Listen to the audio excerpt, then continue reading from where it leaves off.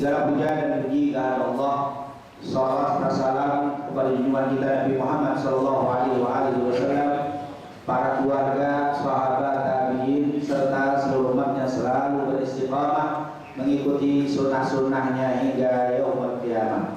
Alhamdulillah, di pagi hari ini kembali kita dapat bersilaturahim untuk bersama-sama memakmurkan rumah Allah Subhanahu wa taala dan juga mempelajari sabda-sabda Nabi Muhammad sallallahu alaihi wasallam. Semoga apa yang kita lakukan ini mendapatkan keberkahan dan keridhaan dari Allah Subhanahu wa taala. Amin ya rabbal alamin. Kembali di kesempatan yang mulia ini kita akan membaca satu hadis dari Rasul sallallahu alaihi wasallam yang terdapat dalam kitab Riyadhus Shalihin yang masih di bab berbakti kepada orang tua, baik kepada kerabat dan juga yang sudah meninggal dunia. Dan terakhir kita bahas kemarin hadis ke 342. Sekarang hadis 343.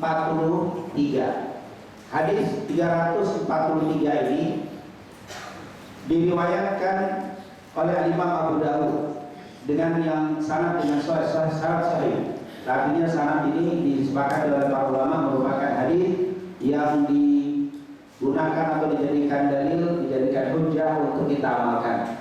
Hadis itu dikatakan di dalam kitab Riyadhus Shalihin, qala al-muallif rahimahullah wa nafa'ana bi bidaraini amin, an Abi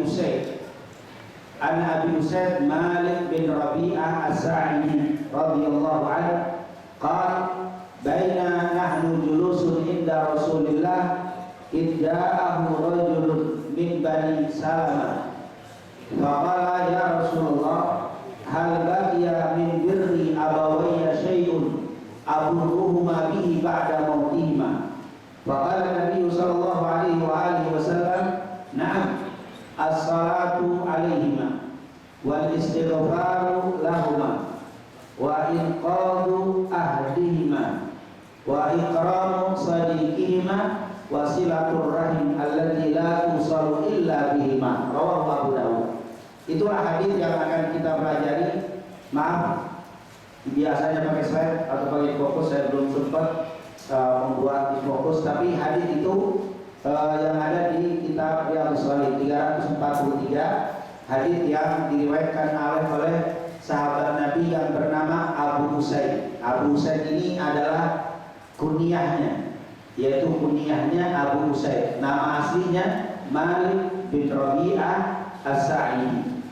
Malik bin Rabi'ah as-Sa'idi seorang sahabat yang meninggal di kota Madinah pada tahun 60 Hijriah. Beliau meninggal tahun 60 Hijriah di kota Madinah Al-Munawwarah dan meriwayatkan hadis tidak banyak, hanya ada yang mengatakan hanya 28 hadis. Riwayat hadisnya hanya 28 hadis. Makanya kita tidak banyak menemukan sahabat ini dalam kitab-kitab hadis. Hanya 28 hadis. Jadi jarang kita dengar nama Abu Usaid Malik bin Rabi'ah as-Sa'idi. Oleh karena itu sejarah beliau pun tidak terlalu banyak. Bahkan ketika berbicara di mana beliau lahir, ghair ma'ruf, tidak diketahui. Jadi waktu kelahirannya di mana nggak tahu di mana lahirnya. Mungkin Madinah, mungkin Mekah atau daerah sekitar Mekah, Madinah tidak diketahui. Berarti beliau memang sedikit sejarah hidupnya. Tapi meriwayatkan hadis sebanyak 28 hadis, salah satunya yaitu hadis yang kita bacakan di pagi hari ini dari riwayat Abu Dawud dengan sanad yang sahih. Apa kata Abu Usaid Malik bin Rabi'ah as-Sa'idi? Baina nahnu julusun inda Rasulillah. Baina bukan baina, di situ di hadis itu tulis baina. Kadang-kadang ada kalimat baina nahnu julusun inda Rasulillah, tapi ini bukan baina, tapi baina nahnu julusun inda Rasulillah. Ketika kami duduk-duduk bersama Rasul sallallahu alaihi wasallam. Jadi baina nahnu julusun inda Rasulillah artinya ketika kami sedang duduk bersama Nabi. Karena memang Nabi itu sering duduk-duduk dengan para sahabat, sahabat sering duduk dengan Rasul sallallahu alaihi wasallam. Dan mereka kalau duduk itu begitu luar biasa. Sahabat berharap-harap tidak terpisah dan tidak mau berpisah dengan Rasulullah SAW. Rasulullah SAW di dalam duduknya, di dalam majelisnya Rasul selalu ada ilmu-ilmu yang dikeluarkan oleh Rasulullah SAW. Kadang-kadang ada orang yang bertanya, menanyakan permasalahan mereka, jauh Nabi banyak kalimat baina nahnu inda Rasulillah. Ada riwayat baina nahnu julusun inda Rasulillah. Artinya ketika kami sedang duduk bersama Rasul. Artinya sering sekali para sahabat duduk dengan Nabi Muhammad SAW. Walaupun tidak ada waktu yang ditayin, yang ditentukan. Kalau kita kan sering majlis tapi itu yang Sabtu pagi itu ada penentuan. Nanti kadang hari Rabu malam, hari Kamis ini itu pakai apa? Ketentuan. Kalau Nabi tidak. Jadi tidak ada majlis Nabi setiap ini, tidak ada. Yang paling sering selalu setiap habis sholat subuh bersama sahabat. Di situ selalu duduk Nabi. Ya berarti kalau bahasa ketentuannya biasanya rutin Nabi itu setiap subuh, bukan hanya Sabtu tapi setiap subuh sampai terbit matahari Nabi duduk. Di situ ada yang nanya, di situ Nabi ngasih keterangan. Setelah itu baru Rasulullah pulang menjelang waktu duha. Ini adalah kebiasaan Nabi kita, Nabi Muhammad SAW. Kita walaupun tidak setiap hari, paling tidak setiap Sabtu sudah melaksanakan ini. Alhamdulillah. Jadi jangan sampai seumur hidup nggak pernah subuh duduk sampai syuruk ada majelis nggak pernah libur. Karena memang apalagi nanti ini di akhir bulan ini juga kita ada libur. Karena memang ya, kalau nggak libur pun paling jam setengah. Biasanya karena apa? Libur panjang ya dari tanggal 20 itu sekian ke atas itu sampai awal Januari biasanya apa? Nah ini tentunya kita juga jangan sampai mungkin ada yang mau jalan, ada terus sama keluarga, silaturahim kita maka diliburkan. Pertimbangan itu bagian. Tapi rutinitas kalau tidak ada keperluan kita alhamdulillah istiqomah, dan ini merupakan hal yang dicontohkan dan diajarkan Nabi kita Nabi Muhammad SAW. Hadis ini cukup panjang. Karena hadis ini panjang maka saya tidak terlalu detail pembahasan ini. Baina nahnu inda Rasulillah idja'ahu rajulun min Bani Salamah. Tidak berapa lama kami sedang duduk bersama Rasul, tiba-tiba datang seseorang dari Bani Salamah. Di dalam penjelasan para ulama ahli hadis ada yang mengatakan Bani Salimah, ada yang bilang Bani Salamah. Jadi ada yang mengatakan maksudnya Bani Salamah bisa dibaca dua, bisa dibaca Bani Salamah, bisa dibaca Bani Salimah. Tapi ada yang mengatakan Bani Salamah beda dengan Bani Salimah. Nah, kita nggak usah diributin dari yang penting dari Bani apa? Salamah. Bani Salamah ini suku kabilah yang tinggalnya itu nggak jauh dari masjid Qiblatain. Itu Bani Salamah. Jadi agak jauh. Insya Allah kita semua pernah haji dan umroh kan? Atau paling nggak pernah umroh. Insya Allah yang belum dikasih kemudahan, dikasih rezeki insya Allah. Itu kalau dari Masjid Nabawi ke Masjid Qiblatain paling kalau zaman dulu itu sekitar 3 kilo. Kalau sekarang udah agak jauh karena jalannya muter-muter, terowongan belok sini belok belok. Tapi kalau dulu kita jalan kaki itu 3 kilo kita jalan kaki bisa. Artinya nggak terlalu jauh. Jadi ini Bani Salamah tinggal di wilayah situ. Datang ke Rasulullah SAW. Ini lagi seseorang yang datang ke Rasul. Di riwayat yang lain, orang ini kan disebutkan di dalam hadis tadi, idja'ahu rajulun min Bani Salamah. Tiba-tiba datang kepada Nabi, datang menemui Rasul seseorang dari Bani Salamah. Ada riwayat yang mengatakan rajul di sini syabun, yaitu seorang pemuda. Jadi yang datang ini bukan kakek-kakek, bukan anak kecil, tapi adalah syab, seorang pemuda yang datang ke Rasulullah. Jadi kata Malik bin Rabi al-Sa'idi ketika kami sedang duduk bersama Nabi, tiba-tiba datang seorang pemuda dari Bani Salamah. Tetapi di hadis yang riwayat Abu Daud tidak disebutkan syab, pemuda, hanya telah datang seseorang. Tapi di keterangan lain maksudnya adalah seorang pemuda. Namanya siapa? Enggak disebut. Semua riwayat tidak menyebutkan siapa yang datang nih orang ini. Namanya enggak disebut. Memang begitu, banyak riwayat-riwayat hadis yang menceritakan kejadian di masa Nabi jarang nyebut nama, yang difokuskan ceritanya. Jadi yang difokuskan ceritanya.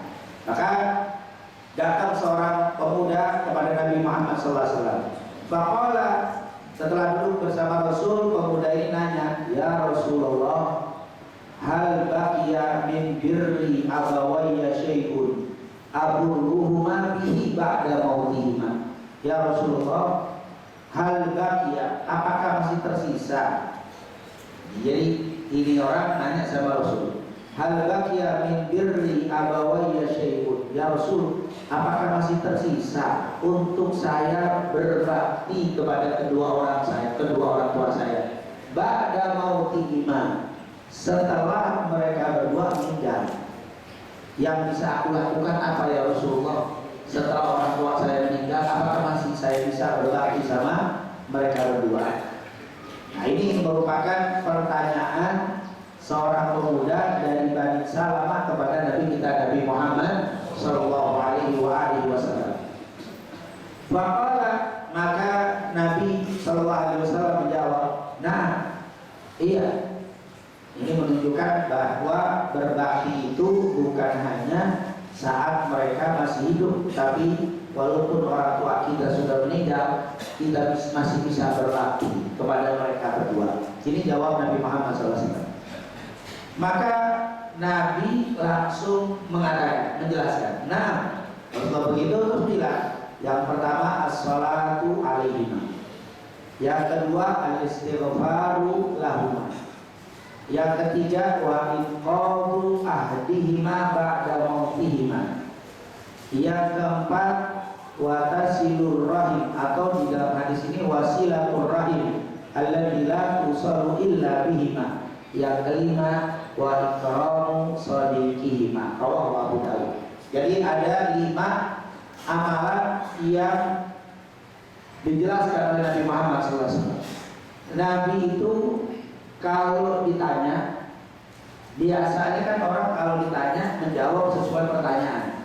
Tapi Nabi enggak, kadang-kadang disesuaikan dengan pertanyaannya, kadang-kadang lebih mendetail daripada pertanyaan. Kan pertanyaannya cuma apakah, kalau apakah kan iya atau tidak. Apakah masih tersisa ya Rasul kalau saya mau berbakti sama orang tua saya yang sudah meninggal? Kalau jawabannya asli, masih, selesai. Nah, selesai mestinya. Tapi Nabi nggak cukup, nah diterangi as-salatu alaihima wal istighfar. Nah, ini kadang-kadang cerdasnya para nabi, terutama nabi kita Nabi Muhammad SAW. Nah, ini tentunya kita insya Allah dengan jawaban singkat kita akan paham. Rasulullah bilang, nah iya bisa. Artinya kamu masih bisa berbakti sama orang tua walaupun dia sudah meninggal dunia. Akhirnya Nabi nggak cukup sampai na'am doang, dijelasin. Yang pertama as-salatu alaihima, diterangin oleh Nabi. Dan memang perlu ada penjelasan pakai mendetail. Ada orang yang nggak pakai mendetail, cuma iya begitu doang, udah apa? Udah paham. Ini detail. As-salatu alaihima. Yang pertama as-salatu alaihima. As-salat, salat atas mereka berdua. Maksudnya doa. Sholat itu kalau kata-kata sholat di depannya ada kata ala, artinya doa. As-sholatu ala nabi, artinya apa? Doa untuk Nabi. Makanya sholawat kepada Nabi maksudnya adalah berdoa untuk Nabi. As-sholatu ala nabi.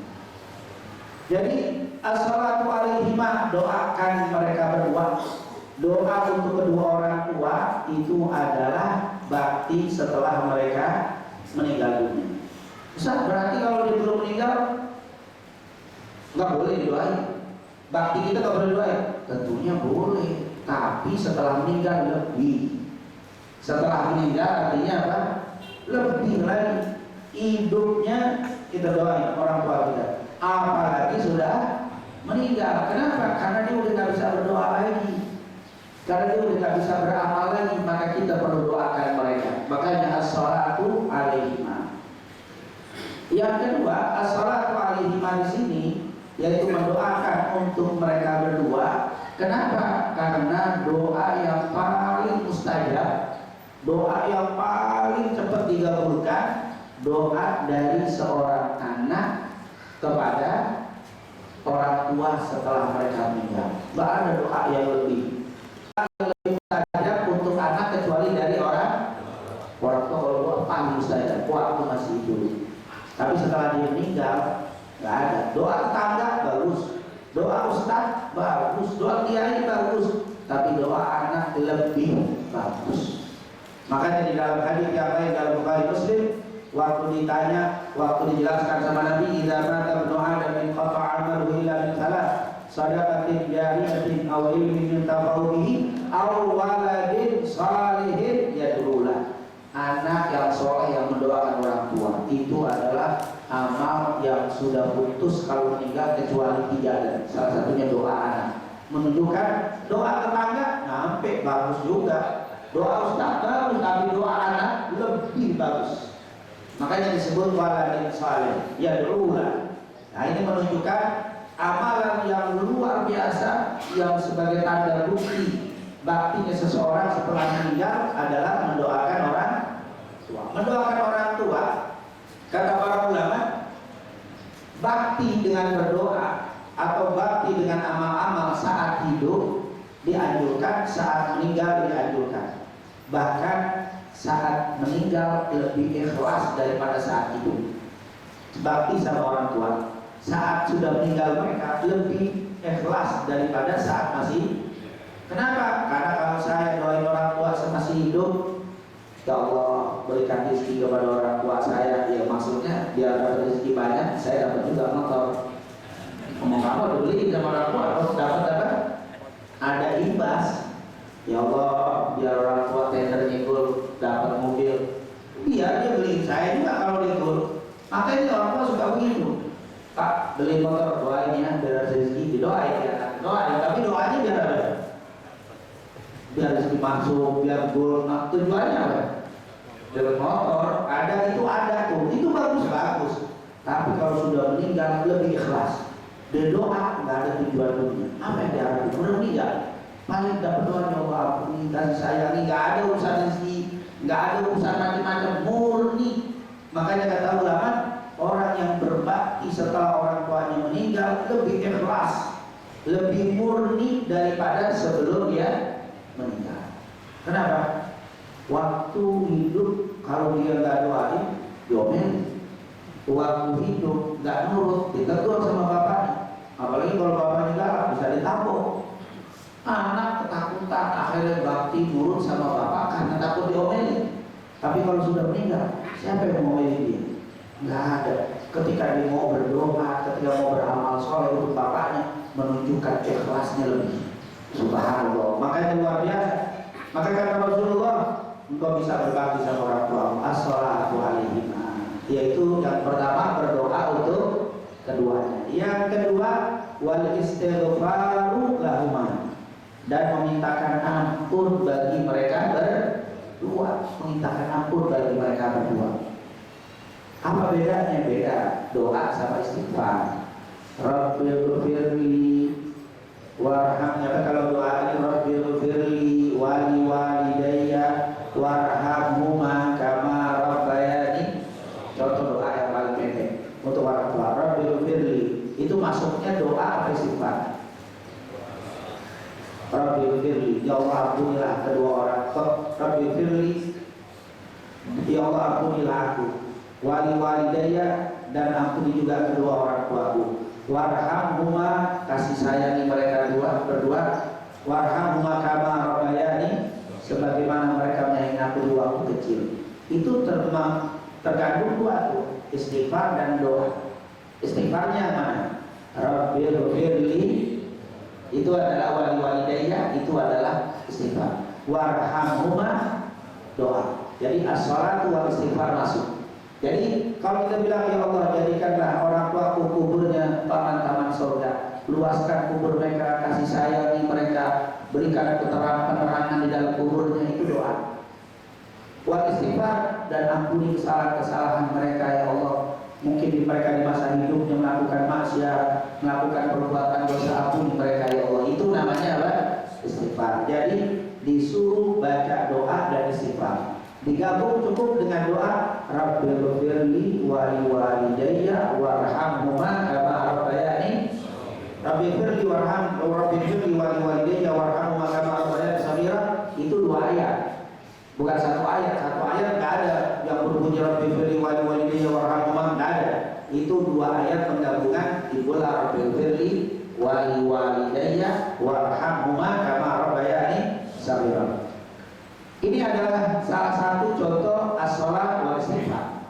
Jadi sholat dan istighfar, sholat, doa, istighfar, pengampunan. Jadi doa itu ya sifatnya umum, kalau istighfar itu untuk menghapuskan dosa dan kesalahan orang tua kita.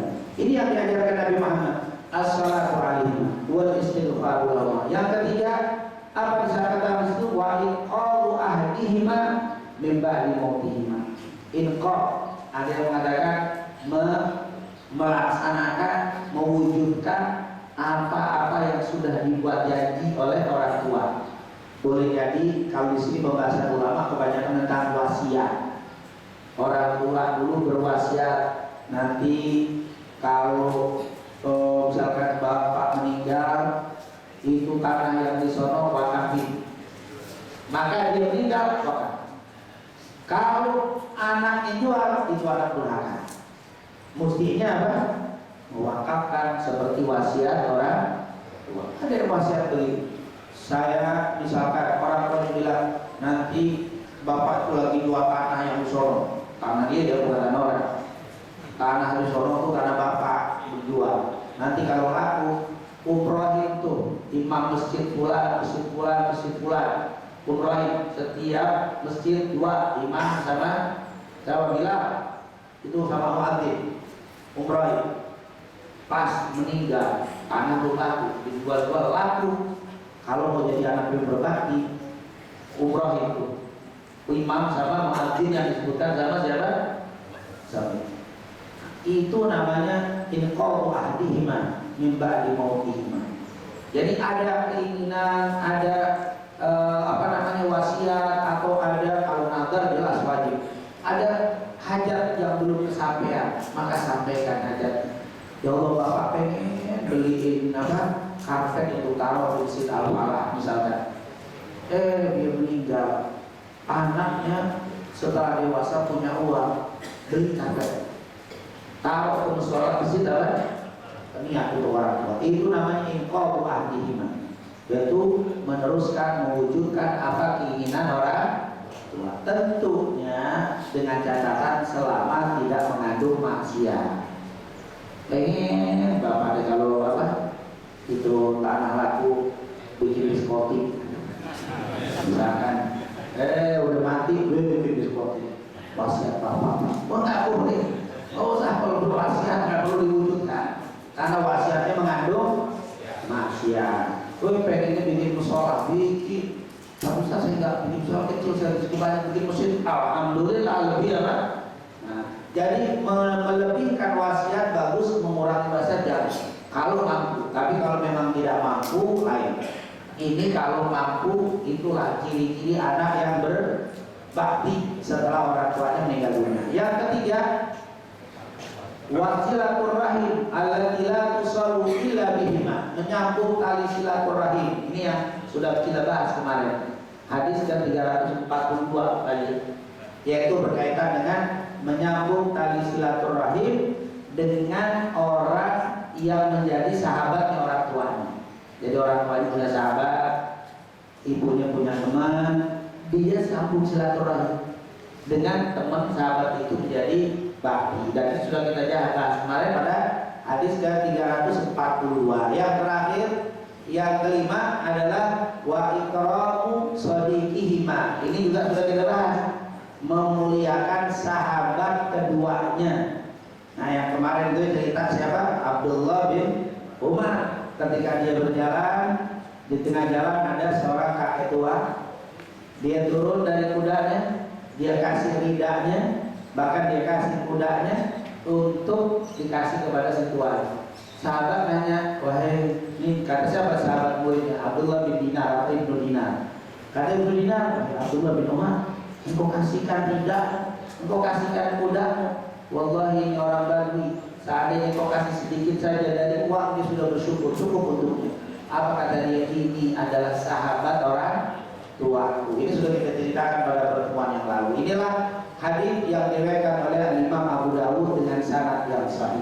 Ini yang bisa kita bahas pada kesempatan pagi hari ini, hadis ke-343. Insyaallah kita semuanya bisa mengamalkan hadis ini sehingga kita semua dijadikan anak